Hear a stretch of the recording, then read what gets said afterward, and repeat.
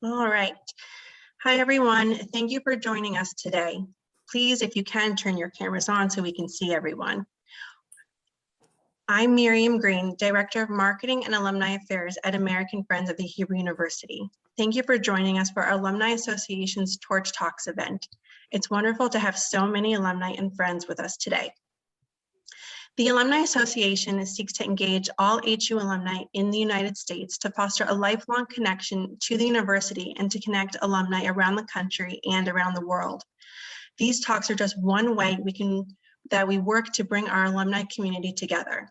There are many ways you can get involved with us, from participating in future events, sharing your alumni story and photos, letting us know about job openings that we can put on our alumni job board, and you don't have to be an alum to share postings with us, organizing a reunion, giving to the Alumni Annual Fund, which supports student scholarships at the university, or helping our Igniting Impact initiative, which supports 3 social impact projects at the university. They are the Ethiopian Farmers Outreach Project. This initiative creates an avenue for Israeli and international students to farm alongside Ethiopian community elders to exchange ideas and share experiences through weekly workshops, helping to transfer knowledge between cultures and generations. The Legal Clinic for Representation of Marginalized Communities. This program helps vulnerable individuals to negotiate the policies and practices that may hinder the exercise of their rights and impinge upon their dignity. In addition to providing legal services, this program integrates academics with practical work for law students. And Global, a master's degree in community development, which includes internships and seed fundings for alumni projects. Global trains young professionals as community development workers. An integral part of the program is the internship, where students gain the skills, knowledge, and experience needed to help improve the lives of people in disadvantaged communities around the world. To learn more about any of these projects or how to get involved, please email alumni@afhu.org. We have several great upcoming events, like the Einstein Visionary Society virtual gathering on November 17th, our online CLE series continuing December 1st, our Alumni and Friends digital scavenger hunt on December 5th, where alumni, friends, and family can join together from the comfort of your homes, and another Alumni Torch Talks on December 15th, where we will enter the world of espionage and the law of nations, featuring another alumnus, Professor Asaf Lubin. To learn more and register for these events, please visit afhu.org/events.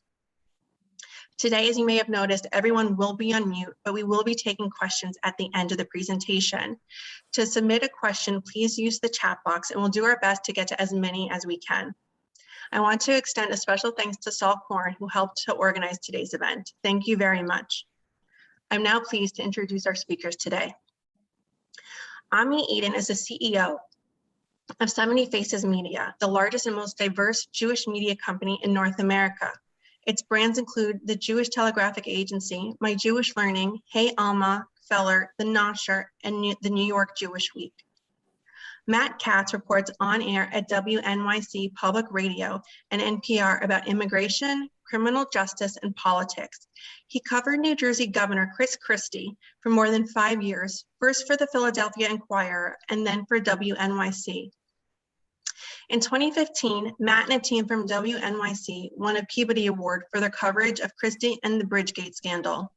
In 2016, his biography of Christie, American Governor Chris Christie's Bridge to Redemption, was published by Simon & Schuster.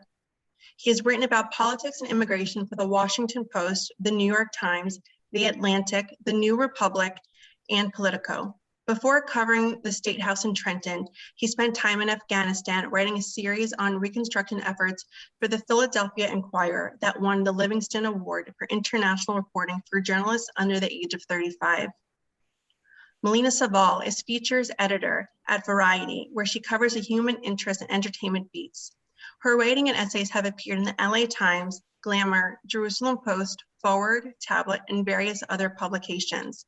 She has won 2 LA Press Club awards and is a board member of the LA Press Club. Prior to joining Variety in 2013, Saval wrote screenplays for Touchstone Pictures and Walt Disney Films.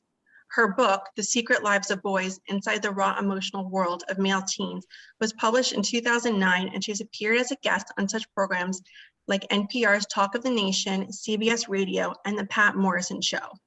And perhaps the most important fact of all three are Hebrew University alumni. Okay, let's get started. So the first question for our panel is really three rolled into one. How does being Jewish affect your work? How do you bring Jewishness to the newsroom? And if you can talk, if you have experienced anti-Semitism in the newsroom. Are we supposed to jump in? Yeah, I'll let whomever would like to take to go first. I have experienced anti-Semitism in the newsroom, and you would think it'd be an easy thing to kind of deal with. Probably, I've experienced anti-Semitism from the time that I was a kid in various forms. I think probably all of us have, to certain degrees. And I'm just trying to think of kind of a way to kind of state it without sort of outing anybody that I might know personally, because it's a really delicate question. But to answer it, yes, I have. And yes, and I'm not going to say at what newsroom, but in the newsroom, in the proverbial collective newsroom, yes, I have experienced anti-Semitism and I have reported it. And it's a really hard thing to report and then see a resulting, to see a result that actually has some kind of positive impact, I think. I guess I'll say that. But yeah, I think, one thing I will say is that there's this, kind of undying myth that Jews control Hollywood. This is kind of like the classic sort of stereotype about Jews in Hollywood, and that Jews control Hollywood. And I've heard that a few times. And it's completely illogical, because I always like to say, if I controlled Hollywood, I likely wouldn't be in a room with this particular person telling me that I controlled Hollywood. Like, were there to be a choice, I probably wouldn't be, spending time with you right now. And it's just absolutely ludicrous. But it exists. And I think that, it's sort of hard to kind of straddle, the idea that, right, I'm trying to be like diplomatic, because it's a question that I really want to answer honestly, but again, at the same time, like, I want to be kind of cognizant of certain people and individuals. So it does exist. And I will say that for me, I noticed it particularly the past couple of years, and also this May, when there was the war happening in Israel between, Gaza and Israel. I think I definitely noticed an uptick of anti-Semitism in journalism around that particular time. And that was difficult and complicated to deal with. So I guess I can leave it at that, but yeah. Malina, it's amazing the Jews are controlling Hollywood when they're also controlling the news media at the same time. We're very busy. Yeah, and it's, there's 0.2% of Jews, that are in the United States, and we seem to be controlling a lot. So it's we're able to be many places at the same time, I guess. I don't know. Or the DC councilman who said a couple of years ago that Jews also control the weather. So that it's yeah. I guess I'll go next. Matt Katz, and I wanted to thank the Hebrew Alumni Association, Miriam and Saul, and this is a very cool event. I appreciate being part of it. I went to Hebrew in 1999, so if there's anybody out there from 99, holler. I have not those same sort of comments as Malina has, although I did have an editor who, upon being told that she only hung up Christmas decorations in the newsroom, she hung a menorah over my desk, which I thought was bizarre.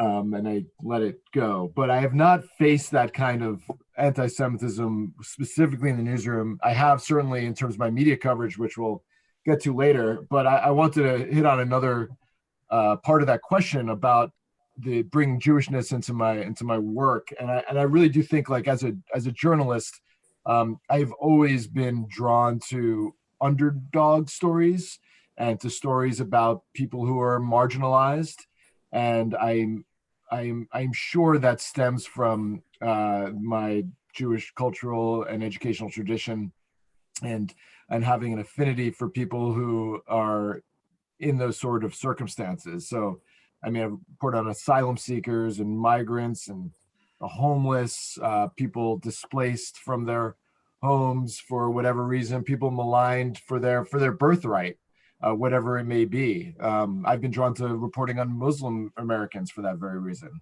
and I do certainly think that is how I've brought my Jewishness into my reporting.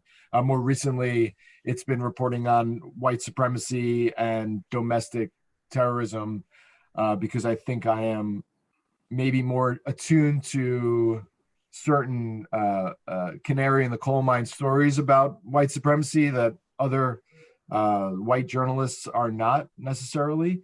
I think I did a story a couple of years ago about swastikas in the New York and New Jersey area in parks and schools, and came across hundreds and hundreds of reported swastikas in these places. And this wasn't necessarily new. It seemed to be spiking, but I mean, there are swastikas found on a regular basis, but no one had ever, as far as I could tell, done an examination of it, and compiling it. We put together a map and a database of it, because I think I'm more attuned to the fact that, you know, it can start with a marker on a desk in a middle school, and then it can lead to, you know, Jewish kid getting beat up in the schoolyard, and then it can lead to state violence against a certain group like Jews. So I'm keenly aware of that too, how like rhetoric can lead to violence, and I think I've brought that into my reporting. So, Ami. Yeah, I guess it's a weird question for me, right? Because for almost all of my journalistic career, I've been working in Jewish, like the Jewish controlled media. Both at the Forward for the Jewish Exponent in Philadelphia for 3 years, then the Forward for 7 years, then JTA and 70 Faces Media for like the last 14 years. And even before that, I did some freelancing and interning at Philadelphia Magazine and the Philadelphia City Paper, and all those editors, a bunch of the editors at both those places were Jewish. So like and I joke, when my first job offers came at the same time between Philadelphia Magazine and the Jewish Exponent. And like one of the Jewish editors at Philadelphia Magazine was like, Ami, why are you having such a hard time about this? You'll either write about Jews for them or you'll write about Jews for us. Like, what's the difference? So I've, I spent 3 months in the summer, one summer interning at the Toledo Blade, which was that was a mostly non-Jewish newsroom and was mostly fine, except the only two interesting incidents. One, I walked in to the public library near my rented apartment on Tisha B'Av, and I looked and I cringed because I saw the headline, Jewish Feast Day today. And it said, Tisha B'Av is the second most important Jewish feast day behind Yom Kippur. So that was odd. They could have asked me, but I'm assuming it was a typo. But really what I've found in my time at different Jewish papers is that these questions take on a little bit of a different dynamic. So, I mean, it's not like I'm encountering anti-Semitism in the newsroom. I think the challenge in a lot of the places I've worked at, I think our mandate, the Forward might be a slightly different exception when I was there, I think the Forward when I was there was, I think it fancied itself more of the gadfly of the community, and so a little bit of a muckraker, so it was a little different, but like definitely at JTA and the Jewish Exponent, our stated sort of aspiration was kind of to tell the story and stories of the entire community. And so, you know, the challenge was trying to tell stories about an entire community when a lot of different parts of the community think other people should not be in the community, you know, and that could be, you know, people who want to have a, you know, and I've been doing this since like the mid 90s. So a lot's changed in terms of, you know, but when I got started, I would say taboos against intermarriage were really strong, you know, things like against gay marriage, you know, so there was a lot of, like, when I was getting started, we were, you know, we weren't running marriage ads for intermarried couples or gay couples at the Jewish Exponent. So there's that kind of issue, like, you know, religious questions about who's a Jew. But, you know, I think things have become really politically polarizing. You know, I think increasingly you have different groups of Jews all over the spectrum who really feel like other groups of Jews are not true to what they feel Jewish values should be. And so I feel like that's where those, you know, I feel like that's more of what I encounter. And, you know, sometimes that plays out within the newsrooms, right? Where you have to sort of check each other to make sure you are not falling into that, but those, whatever the bias is, you know, falling into them yourself, and really realizing like whatever your personal opinions are about that group of Jews or this group of Jews, you know, that's not what we're there for, you know, and we're really trying to tell a bigger story. And so I think that's where I've encountered some of those issues. I mean, the other thing is, you know, on the internet, you know, when we started having comments, you know, on the internet and social media, I mean, that's not within the newsroom, but I always joke, but it's not really a joke and it's kind of sad.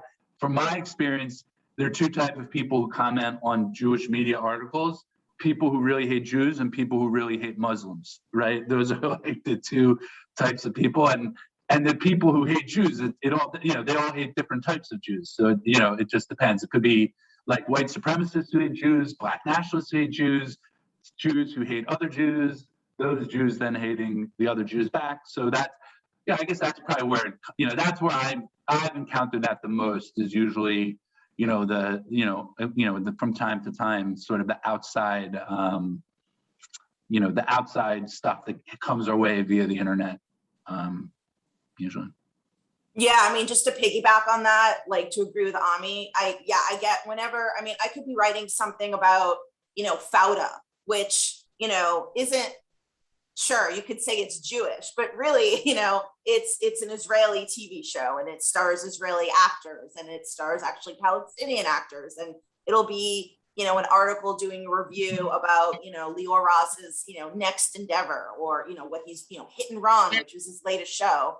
And then I will get an influx of responses and emails and comments about, you know, with a whole rash of like anti-Semitic, you know, lingo and jargon and all that stuff. So I get a lot of that, like, all the time. And I will say at a certain point, I had work do something to my computer or whatever they did, because I'm not a technical person, wherein they limited the number of comments that I could get on certain articles, and reduced the likelihood of me getting emails from people about said articles that I was writing, which are mostly, you know, a lot about, you know, Israeli pop culture, you know, in the TV and film and music space, you know, so, and that helped, because, yeah, it was becoming kind of unmanageable, the number of people I would get commenting with anti-Semitic things based on just like an interview that I might do with like Noah Tishby about her book, or,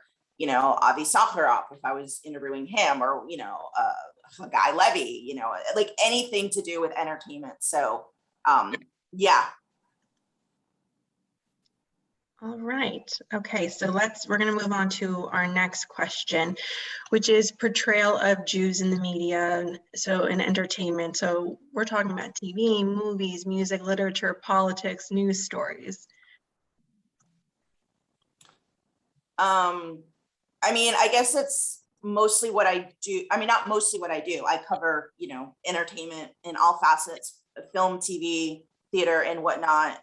But yeah, I would say that, I mean, I don't know. I wrote a piece a few months ago about the representation of Jews in Hollywood, and just talking about the fact that a lot of these high profile TV shows, films, or whatnot, starring these iconic Jewish, heroes, whether it's, Ruth Bader Ginsburg or Golda Meir, or, even like Marvelous Mrs. Maisel, which is a made up character, but, they're all played by non-Jewish actresses, non-Jewish actors, and talked about, the difficulty that Jewish actors actually a lot of times have in getting cast in the roles of playing Jews because they're deemed too Jewish, or the project will be deemed too Jewish, or perhaps it won't be, it'll be harder to get funding for a project if there's like a Jewish actress playing a Jewish icon. It's like that's sort of been a trend that hopefully will slowly be reversed.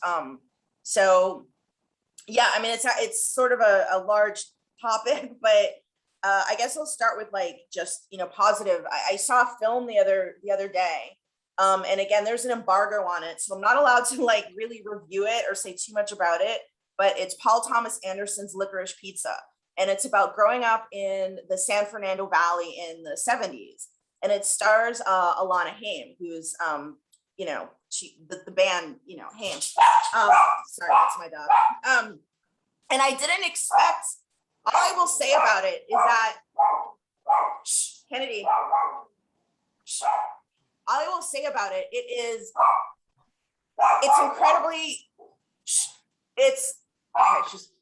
sorry about that. It's very Jewy. That's all I'll say about it. And it stars a Jewish musician / actor in the role of a Jewish woman in the 1970s. And it's really something people should check out when it comes out, because it did what I hope that more TV series and films do, which is that give us Jewish characters for whom their Judaism is just part of who they are. It's not a cartoonish extension. It's not about the hand gestures. It's not about putting on a wig. It's not about faking an accent. It's not about speaking louder, which is a lot of what these Jewish characters kind of are right now in TV shows. Like you look at the Goldbergs, and you look at, the mother character who's played by a non-Jew, and her Judaism is sort of about how loud she is and her gestures and her hair and all this stuff. And it's like, that is caricature. That is what it is. And so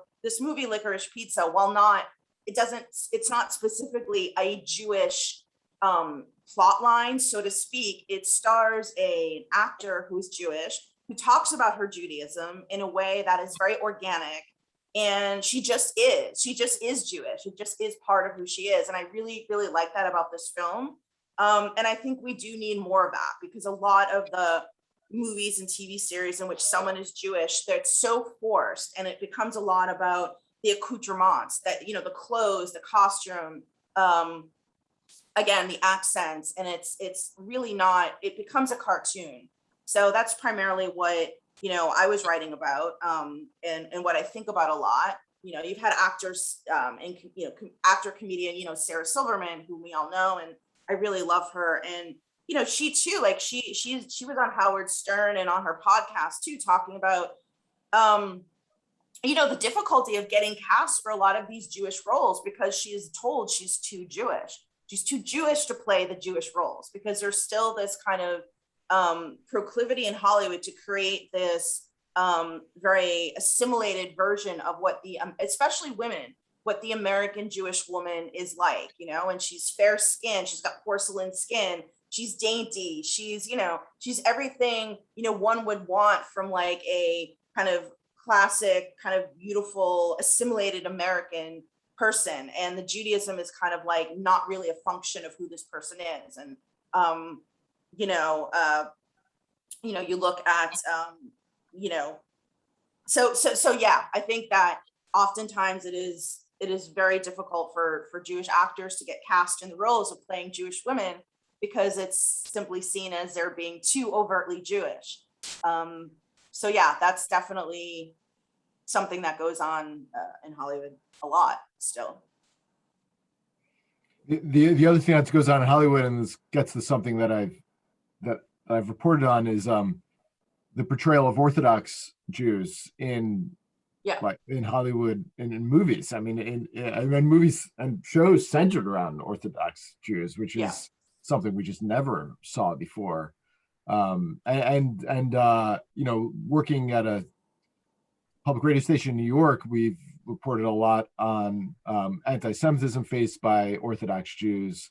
But I think one thing that's changed is as Orthodox Jews wearing traditional garb have gotten more attention in popular culture and been portrayed in popular culture, and as their numbers have increased in the United States, they've become something of a new face of American Jews. Like that's people associate Jews, I think, increasingly with the Orthodox variety rather than secular Jews they might have previously seen in popular culture. And it's a different kind of Jew that people are envisioning.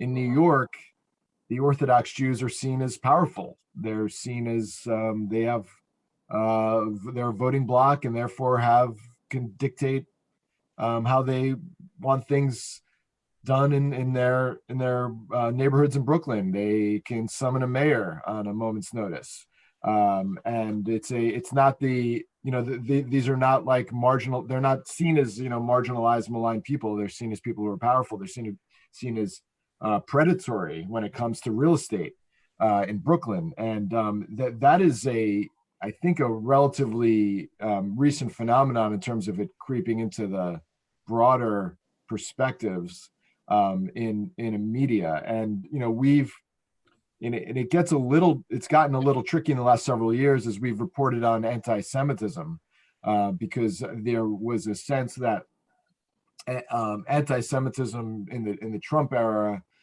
was coming from the right, but the anti-Semitic attacks that Orthodox Jews were facing also during the Trump era, but just in the last several years on the streets of Brooklyn, were not conservative. We're not motivated by conservative politics. They were motivated by like local issues. Who's to say what they were motivated by? But it wasn't Trump sending MAGA forces out to the streets of Brooklyn to beat up Jews. But those anti-Semitism, but those sort of things sometimes got conflated and confused. It's also, as Ami can referenced, a lot of the antagonism toward Orthodox Jews comes from secular Jews, and the stereotyping is evident in those conversations. So all of these portrayals have changed. I just wanted to, since I brought it up, talk a little bit about the Trump era anti-Semitism, because I used to, when I was starting as a reporter, I would get every several weeks, I would get an anti-Semitic email based on my last name. And I actually had a folder in my Outlook that anti-Semitism.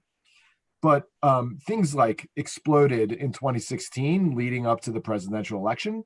And these were MAGA, Trump supporting far-right conservatives who were going after me for being Jewish and for my role in media.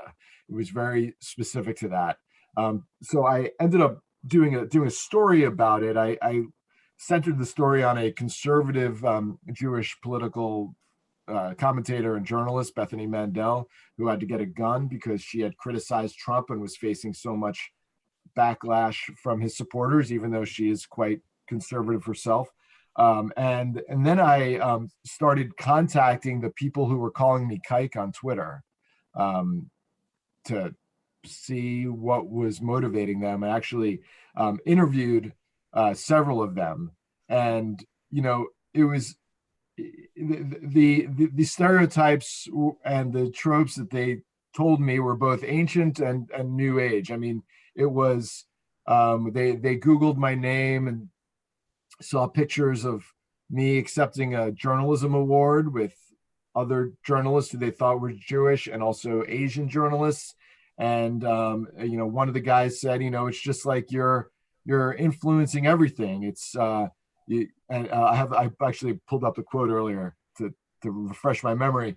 it's just like when we look around and see what kind of influence Jews have in academia, the media, Hollywood, pornography, all this stuff. We see it as subversive, pernicious, degenerative, harmful, corrosive. So it was an ancient thing, blaming Jews for all the problems in society and for leading to the degradation of societal standards. But because of the internet and social media and the ease in which this anti-Semite in Texas was able to call a Jewish journalist in New York a kike, it's exacerbated it. It's made the noise and the hate louder, and it's made it harder. Obviously, I talked to one of Trump's advisors for the story, Jason Greenblatt, who ended up working in the White House, and he talked about what a supporter of Israel Trump is as a way of defending Trump's relative silence on the anti-Semitism of some of his supporters. And he talked about how much he admires Jews, but there's another kind of a new phenomenon based on portrayal of Jews in the media, and that's something that Yair Rosenberg wrote about in Washington Post, philo-Semitism. So his argument was that Trump believes all anti-Semitic stereotypes about Jews, but he sees those he sees those traits as admirable. And I don't want to diverge this by getting into a Trump conversation. I realize the risk of that, but I say that to just say this is another phenomenon I deal with. Yeah, Matt, just the other day, JTA had a story because Trump was doing an interview, and he said, it's changed a lot. I mean, remember when Israel just owned Congress? Like then he said, like, they literally owned Congress. And then he was like, it was really a good thing. Right. He sees that as impressive, right? But that also, right. Fascinating. I totally missed that. I mean, yeah, I mean, he's made tons of comments about that, which along those lines, which he's saying it as a compliment. I mean, he said he was at the Republican Jewish what was it? He said something. It was a RJC, right? Right, the Republican Jewish Coalition. He was that, yeah. And right. And he indicated that I have the quote here. Where is it? I can't find it. But he said, you people are good with money. Like he was using it as a compliment. It was a compliment, but it was also like touched on the most anti-Semitic type of stuff. And this stuff. So I'll just wrap it up by saying, like, it's really hard to report on, right? It's really hard to, like, Trump said this, it's anti-Semitic, but a normal listener who's not Jewish might be like, why is that anti-Semitic? He said something nice. And then you find yourself explaining 2,000 years of Jewish history to somebody. I mean, I did a story about how Orthodox Jews in Brooklyn were blamed for not for spreading COVID because they were having weddings without protocol against city protocols, and the mayor de Blasio wasn't really doing anything about it. And there were all these stories in the media about how Orthodox Jews are violating regulations. And in reality, Orthodox they were obviously doing that, but they're also like they're easily identifiable, right? So you can't say another group of people based on their ethnicity or Judaism are also violating these things because you can't identify them in such a way. So there's trying to sort through that nuance and complexity and say that, yes, there's 800 Satmars having a wedding without masks, but there's also, like, down the block at the Chabad house for let's say, it's been closed for 6 months. And like sorting out that it's not all Jews, it's not all Orthodox Jews. There are different things and different people, and there's different forces at play. Has just been increasingly complicated. Yeah, I wanted to just I think it's important to backtrack a little bit to talk about, Matt, you had mentioned that, today there are shows about the ultra Orthodox community, wherein, 10 years ago, we didn't have a Shtisel, which I think is one of the most genius shows ever. But we also, didn't have, Unorthodox, which was on Netflix. But, the thing about a lot of these shows, with the exception of Stiesel, which is, I think, one of the most beautiful series that I've ever witnessed. And I did a story on the actors and the creators. And what's interesting about that show is they modeled it a little bit after The Sopranos, just in terms of the family stories and the interwoven plots and whatnot. But when you look at a show like, okay, so here's what happened. You had, Unorthodox, which was, starring Shira Haas, which was the loosely based on, the memoir of, from a woman who was in the Satmar sect and escaped, So you have these off the derrick stories. Because Unorthodox was such a critically acclaimed show and scored Shira Haas award nominations and whatnot, then you have My Unorthodox Life, which kind of, the reality show in which you've got this family now that also left their fundamentalist sect in Muncie. Whether it was fundamentalist is really up for debate. I know plenty of people in Muncie who know these people personally, and it wasn't, they weren't in Satmar. They were, regardless, some of their kids went to a relatively modernized, Jewish day school. Was it fundamentalist? Probably not in the sense that we think of, but you have these shows that are all these off the derrick stories about people escaping ultra orthodoxy. You really, that's sort of the trend. It's not a trend about exploring this world and shining a spotlight on people for whom this existence is kind of, they where they're happy in this community, or where they're content, or where, being, in this Orthodox community, suits them, or where they feel good about it. It's generally these stories about people who have left these worlds. So that's kind of the trend, I think. It's not really about showing a nuanced, casting a nuanced portrayal of these Jews. And so, and I just think that's an important distinction, because when you spoke a lot about a lot of the anti-Semitism focused on the Orthodox community and ultra-Orthodox community comes from secular or Reformed Jews, I think that's very true, because a lot of, people that I know, Jewish people that are, secular or Reform or whatever they consider themselves, are watching these shows about escaping from these sects. And it just gives, fuel to the fire about their whole concept, like these people are icky and gross, and this comes from within the Jewish community. So I think that's just important, and why I think Stiesel is such like a miracle of a show, because it sort of is about a group of people that are ultra Orthodox, but they have problems like everybody else, and it's nuanced, and it's not a caricature. Whereas a lot of these other shows that are representative of, ultra Orthodox life, they too veer into the cartoonish, and they kind of take the worst case scenario. And that's what, people are seeing. I mean, you watch Unorthodox and you watch My Unorthodox Life, and you basically come away, if you don't really know a lot about the communities and you don't know people there and you haven't studied it or been immersed in that communities, you really do think that they're all, I'm in no way like, condoning some of this behavior. I mean, believe me, but you come away with a very kind of black and white, sense of what life is like in these communities, because they're really only focusing on the people that left. And so that too is problematic in my estimation, just in terms of how Jews are portrayed in TV, film, small screen and big screen. So. Okay, I mean, do you have anything that you want to add to the question? No, I'll just say a couple things. One, I think overall, like if you're talking about in entertainment and culture, with all the streaming services, et cetera, I think, the varied portrayals of a lot of different types of Jews and Jewish scenarios, has never been more diverse and richer. But like, Malina's pointing to one trend that's definitely, with the portrayal of Hasidim, there's more than ever, but it's tending to skew in another direction.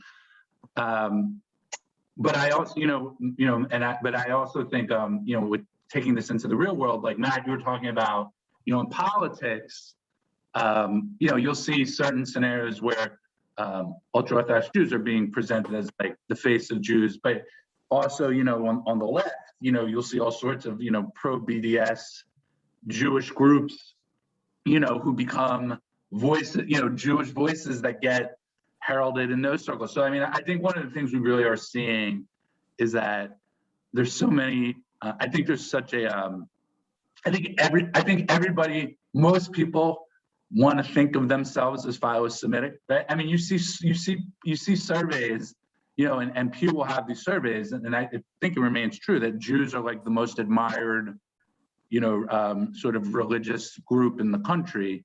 And so everybody wants to see themselves as sort of philo-Semitic, and it's amazing. I mean, even in my years, like some of my colleagues and I have joked, like, even anti-Semites, like, being called anti-Semite is a bad name. Like, they don't, even though some of the most anti-Semitic people I've encountered would like bristle at the term. Yeah. And so I think you see different types of political groups and cultural groups across the spectrum finding different types of Jews who, they can hold up as, kind of their Jews. And I think that, that certainly poses a lot of challenges for us, and, Matt was hitting on some of them, like, how does an intent play in, when you're talking about the way people think about Jews or talk about Jews? So do we treat Donald Trump's comments differently if he's, if he's saying something that's positive about Israel, but, or similar, like, if Bernie Sanders is taking a certain line on Israel, do we treat that line differently than if Ilhan Omar is taking the same line? So I think we have a lot of these things become more complex because Jews themselves are, I just feel like increasingly all over the place, and with, there's I don't know that there's a baseline opinion, or something that what represents, who and what represents the true Jewish center. I don't mean political center, but I mean sort of the critical mass of Jews. Like, is there such a thing? I mean, and obviously on some levels, like on politics, sure, like Jews continue to skew really democratic, but what's changed over the last 20 years is now it's like all the Orthodox Jews are skewing Republican, and all the other Jews are skewing Democrat and liberal. So it's not that Jews are mostly, I think it's misleading now to say like, oh, Jews are mostly Democrat. No, there's one group of Jews who are mostly Democratic and another group of Jews that are mostly Republican. And so, like, who's representing the Jews? You can say, oh, one's 70% of the population, but I could say, fine, the others are 100% Jewish in their their Jewish lives and identities. So who's really speaking for the Jews? I don't know. Okay. I mean, I think the thing with, like, I just want to piggyback on, like, the idea of philo-Semitism in and of itself is intrinsically, it's positive, but in a certain way, it really folds back on itself as a negative, because the point is, when you say something like Jews control, Congress, which is not true, it's absolutely not true. And also, I resent the fact, personally, there's so many things that I'm not good at. I'm Jewish, and the supposition that I'm good at even, with numbers and money. I mean, when you say things like that, it still has an impact, because, I was like an English major. I'm a reader. I'm a total Luddite. I'm a complete, like, I couldn't find my way around a computer in a software program if you paid me. Like, when it comes to my bank account, I'm like completely inept. Like, there's so many things, these stereotypes that are foisted upon Jewish people that one could say, oh, these are good qualities. But the fact is, if you just boil it down and simplify it, not all Jews are good at the same things. And that too is so problematic, because it's the supposition. No, that's absolutely true. I'm just saying, I think in general, for the most part, like I said, it's even amongst anti-Semites, it's often like a bad word to be an anti-Semite. That's all I'm saying. That ultimately, people's default sort of feeling is, to be, that anti-Semitism is a bad thing. And then Now, no, we haven't talked about, and then how does Israel play into that? Is like, we could have a whole separate conversation about that. If because I think you increasingly see that now, like, people Yeah. trying to separate, Israel from Jewish, and Yeah. No, I mean, and it's true. When you call it anti-Semite an anti-Semite, it's a compliment. It's not going to change their behavior. This is exactly what they're hoping to be.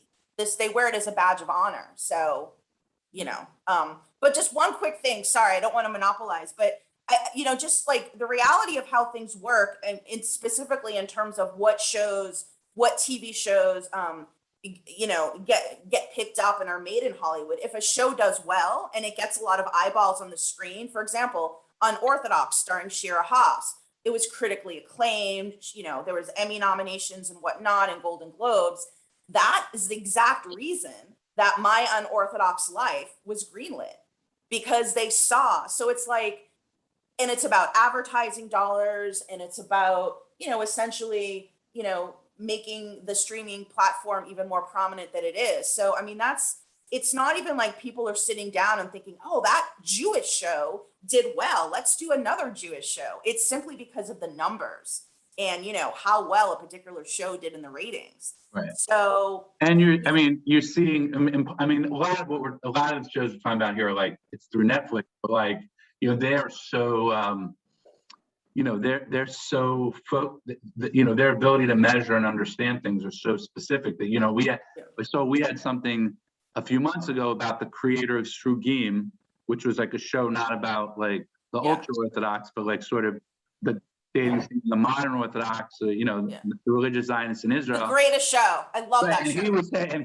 he's crowdsourcing because he can't get his next show made because now the whole thing is evolved where nobody wants to watch like a show about modern Orthodox Jews. Like they only want to make show about Hasidim. So he can't. It's gotten so narrowly focused in terms of what they know people's interests are, and watching. Well, yeah, and also I just TV shows, they like it the extreme. It doesn't matter if it's the Amish. It doesn't matter if anything extreme generally gets more viewers. It doesn't. It's not even Jewish specific. But Malina, that's another, like you're mentioning that. Like I also think there's the thing about where I'm saying we now, I'm talking about the Jewish media, but you guys as people may encounter this too, is like sometimes you respond to something because all of a sudden you're paying attention to. It's like all these people I know, they're like, oh my God, like My Unorthodox Life. And I'm like, have you ever watched a reality show? Like people who don't watch reality shows will see that show and be like, this is the most offensive thing I've ever watched. And I'm like, but then you clearly have never watched another reality show because it's just a reality show, like any other reality show. So similarly, I don't know if television is known for subtle and nuanced portrayals of the inner dynamics and workings of call them highly traditionalist religious communities, right? So the idea that that you might start to have shows like Unorthodox, as opposed like you said, Shtisel is like a really unique show. It was also coming out of Israel, like probably not an accident that it wasn't coming out of America, right? But how many shows about any religious, traditionalist community get made that are really nuanced and textured, not either cartoonish or looking at it very narrow, sort of like, somebody's escaping that. So then that happens, we pay attention because it's suddenly sort of the wheel has spun and it lands on us, and then we're paying attention. So sometimes the things aren't really, they're upsetting to us, but they're not necessarily about us, And I think also another point is that actually, like in the business, in the industry, we don't even call them reality shows anymore because they're not reality. We call them unscripted. These shows are very much, there's a storyboard, okay? There's like, you're not seeing people live like in My Unorthodox Life, for example. It's not happening as it's happening and they're capturing it. Something will happen and then they'll say, oh, can we do that? But like, like boost it to like another, 200 degrees. Can you do that?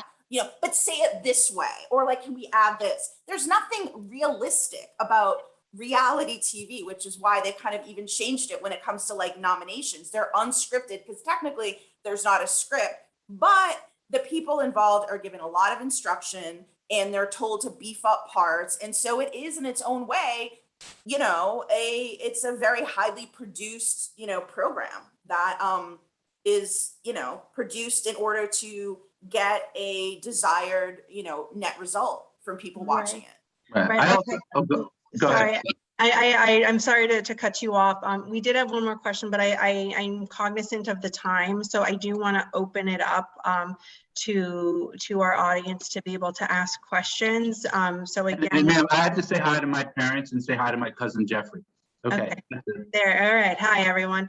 Right. So if you do have questions, please use the chat box. And again, we'll try to get to as many as we can, but just knowing that we only have a few minutes left. I did have one that came in a little earlier. Let me find it.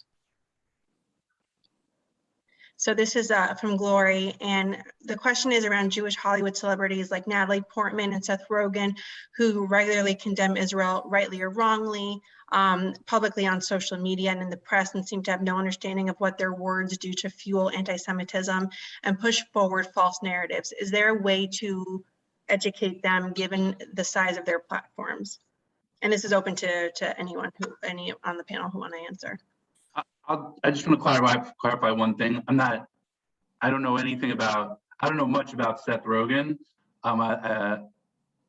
But in terms of like background, but I'd say Natalie Portman's on a very interesting, like people should just know, like, I would say she's somebody who, this is she in the last couple of years has been in a few situations where I think she's been seen as being critical of the Netanyahu government, but this is also somebody who's, historically been very outspoken about her Israeli background, her support for Israel. I'm almost she definitely, I think she was like when she was in college, I think she was like a research assistant on one of Dershowitz's like pro-Israel books and is in the credits. So like, this is somebody who I think like we should just understand, like she might be criticizing something, but she's coming at it as pretty rounded. I mean, her first directorial movie was, and he, was important to her that it was an Israeli-based, novel and et cetera. So I just want to clarify that. But I don't want to get too bogged down. I would just say, I think that, I think there are a lot of outfits that, out there, not a lot, there's some outfits out there that that believe in the use of celebrities to try to get messages out there. And so, I think the Israeli Foreign Ministry and different federations and different, there have definitely been efforts to try to, create missions for Israel or, different, engage them. I think it's hard. I don't think any person, certainly not a celebrity necessarily, wants to be seen as like being lectured to and bullied into saying something. But like, I think, I think there are efforts to try to like engage people, bring them on missions to Israel. It's, so. Yeah, I mean, I don't know, are you guys on Twitter? Because there's been, the Seth Rogen making comments about Israel on Twitter kind of became like a big thing a couple of months ago.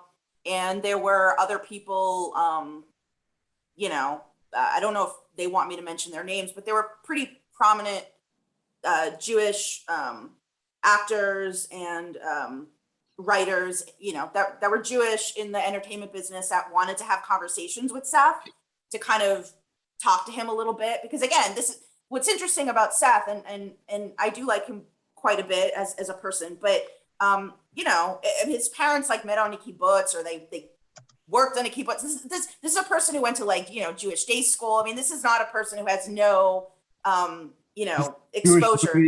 Jewish-ish movie, that pickle movie. Jewish. I mean, he's very Jewish, you know what I mean? Yeah, and along with every role that he plays, though, there's kind of an intrinsic kind of sense of being uncomfortable with that Judaism, it's like the classic kind of like neurosis, neurotic, nebbishy kind of Jewish figure. But look, I mean, it's hard to say. I mean, I don't know. It's interesting with him because I think he's aware that what he says pushes buttons, but I think they all are. And I don't know if they're doing it on purpose, or I don't know if they really understand the impact that what they said, the impact of what they say.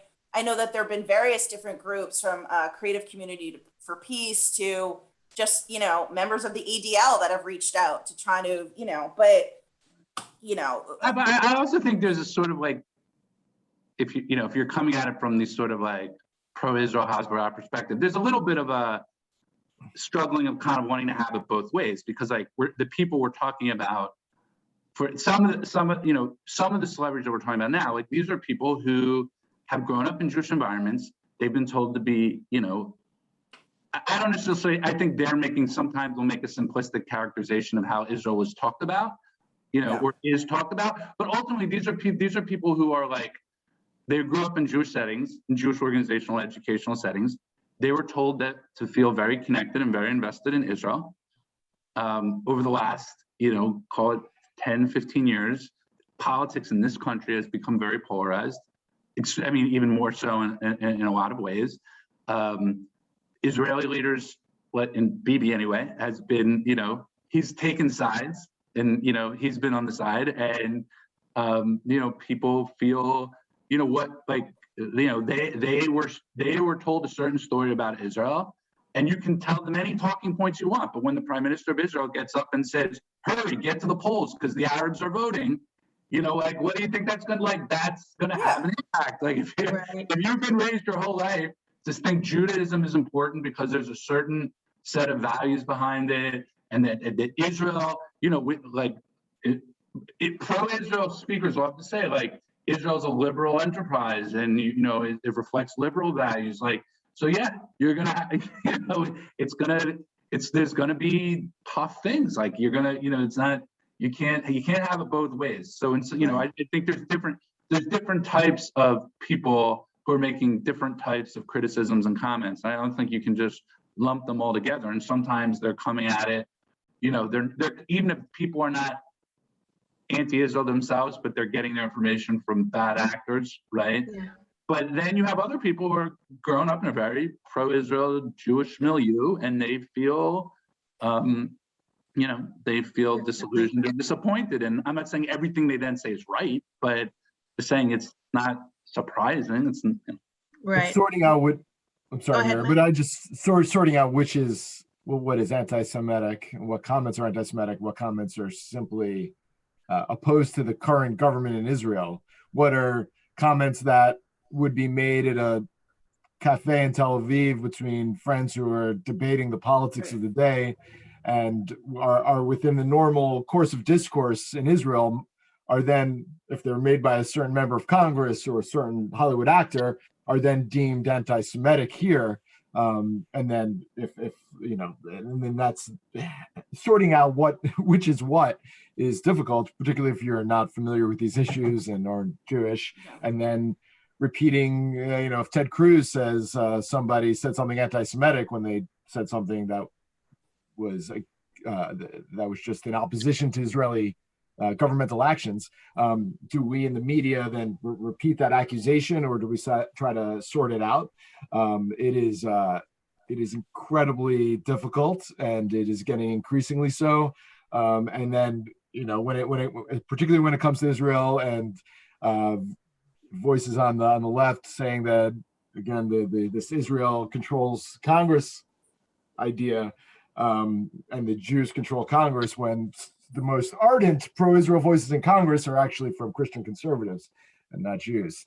It is it seems to be getting more and more complicated as this country's views on Israel change, as Israeli politics change, and as social media just lights a match into all of this. It's hard out there for those of us trying to sort through it fairly. I think that one thing that I always kind of recommend, look, Natalie Portman has an absolute right to criticize the Israeli government. She's Israeli, when I've lived in Israel, or every time I go back or spend time with my family, what do? We sit around a lot of the times criticizing certain things happening in the government. It's unrealistic and just like a fantasy to expect somebody who is from Israel, especially, to just constantly talk about, Israel as though it's a fairy tale land. But I think what I would hope that these people in positions of power, at least in social media, are concerned. I think it's helpful, and I'm always saying this to even them if I speak to them, be very specific. Instead of saying Israel, say a specific member of say a particular member of the government, call them by name. You're not generally you don't hear people talking about, oh, France, I don't know, no other country. You're not saying, Spain is this, or France is this, or, Massachusetts is this, or Italy is this. You generally name specific members of the government, right? So if people could just get a little bit more specific when talking about Israel and not kind of casting Israel, just as there's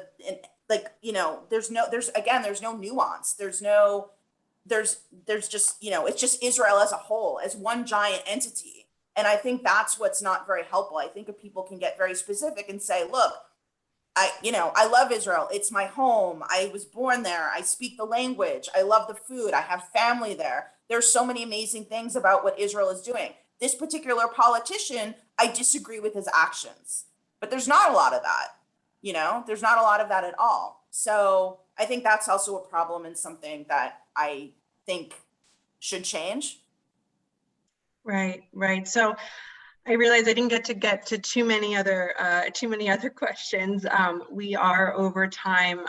We can stick around a little bit if the panelists are available for a few more minutes. I'll leave that up to you. Yes? Okay. Yeah. But if you have to leave us, I will say thank you for joining. And if you did have any questions that didn't get answered, you can email alumni@afhu.org. And I will do my best to route it to the correct person, as well as if you're interested in joining other events or learning how to get more involved. So we'll stick around for a little bit more. And I think this one just came in.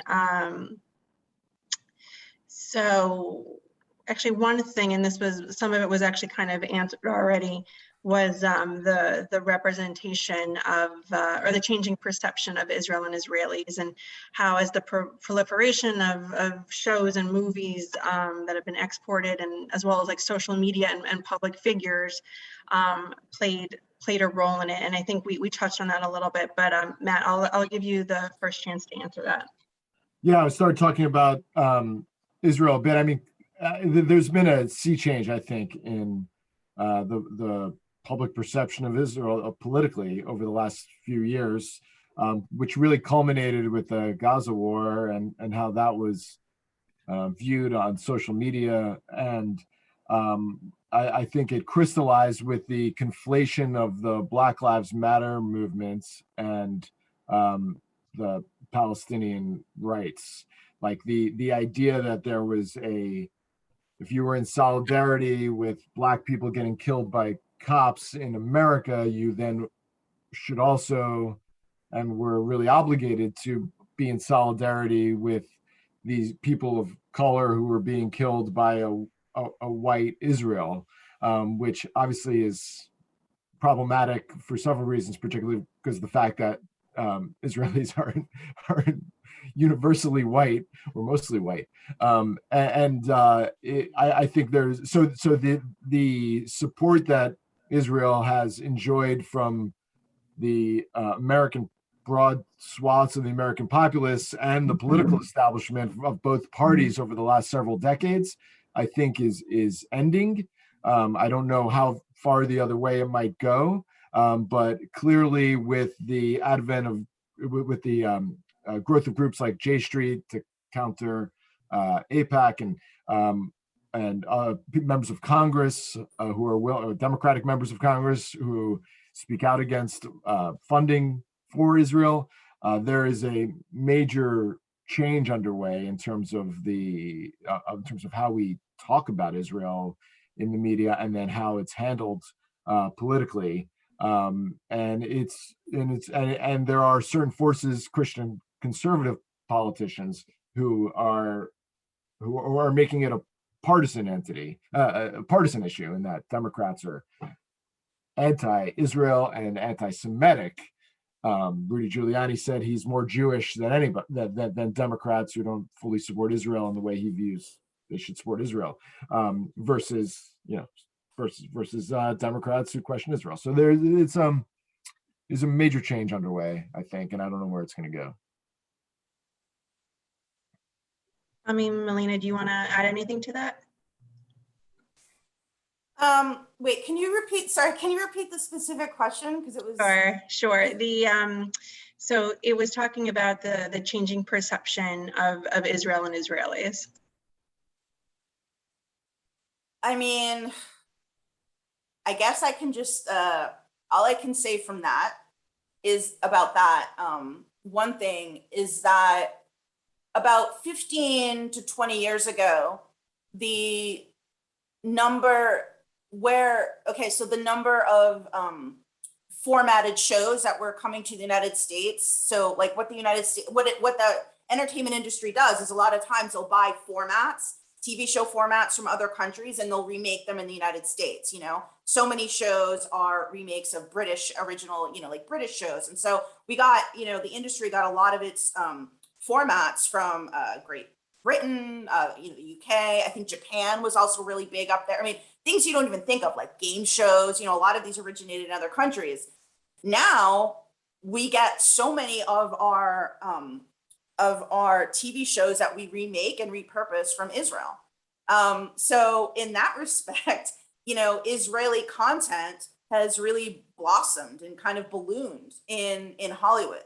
So is that about Israelis specifically? You know what I mean? I mean, if you take a show like Homeland or Bitsy Pool in Treatment, which are kind of like the two shows that really kind of started things, over at HBO, are they about Israelis specifically? No, but behind the scenes, they're taking original Israeli TV shows and adapting them for use in the United States. And I think because of that, that sort of wave really has enabled shows like Fauda and even Shtisel. That was, it didn't start on Netflix, I mean, it was, in Israel first, and, Keshet, I think.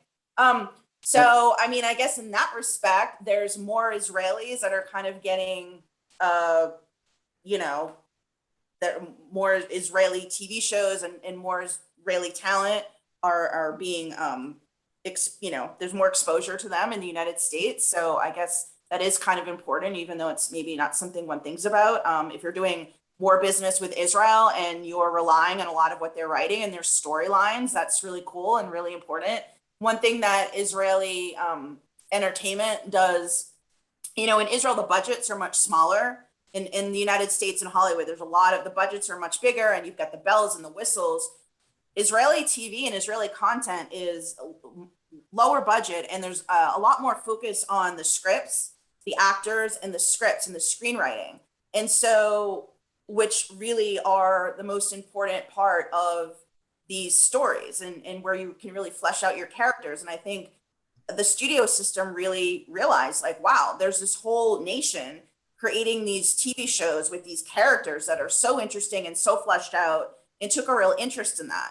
So I think that's a positive thing. And I really think like someone like, Lior Raz, and, they wouldn't really have the fan base that they do if it weren't for the fact that the business really started to understand that there's a whole goldmine of really interesting content coming out of Israel that focuses a lot on character development and screenwriting and whatever. So I don't know if that exactly answers the question, but yeah, I mean, there's, I think Gal Gadot is a whole other, that's just a phenomenon. Like, I mean, she's just, that is, I don't even know if that, I think that kind of extends beyond the Israeli thing, to be honest. I mean, she is, rocketed in the stratosphere in a way that most American movie stars don't even.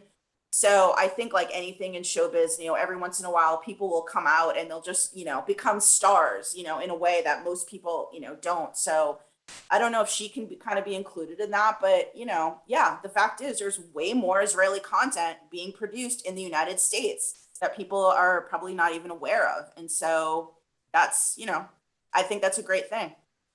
I'll just say one quick thing, which is clearly we saw during the war, the last war, that they're, coming on the heels of Black Lives Matter, like there's definitely, that the far left clearly has I would say, a bigger presence with their voice in terms of driving, American discourse culture. And obviously there's ways that's true on the right as well, but we shouldn't kid ourselves. Like, I mean, I would say for the first time, you really saw what I would call like a 1948 narrative driving the critique of Israel and whether or not, and not everybody understood that, right? I mean, I think that's what makes these things complicated. Like, you have people on the left who are coming out of an orientation that what they believe is there should be a national Jewish home called Israel, and there should be a Palestinian state, and they think the Israelis are being a little too much of bullies or not compromising enough, etc. But they're now, there's a kind of a porous wall with the far left, which is getting a lot more attention and a lot more energy and driving the discourse. And I think it's clear that camp is seeing this as like Israel as a whole is essentially a land grab, and that's going to be a bigger factor. And that's like one of the things we're watching in the Democrat, how much of a hold does that take in? Does that a perspective grab in the liberal media, in the Democratic Party, et cetera? So that's like definitely, when we're talking about portrayal of Israel, that's really important. Right. So, I mean, I think I'm gonna wrap it up here, just because I know people have other things to get to. So I want to thank you all very much for joining us. And I think one takeaway from this is that while there's definitely issues that still clearly exist between anti-Semitism, anti-Zionism, with Jews and Israel, and how Jews in Israel are seen in entertainment and news, there have been improvements, but there's clearly still room for a lot of growth. So I want to thank our three panelists today for joining us. If you did have a question, again, that we didn't get a chance to answer, please just email alumni@afhu.org, and I will do my best to route it to the correct panelist, or all three of them, if that's the case.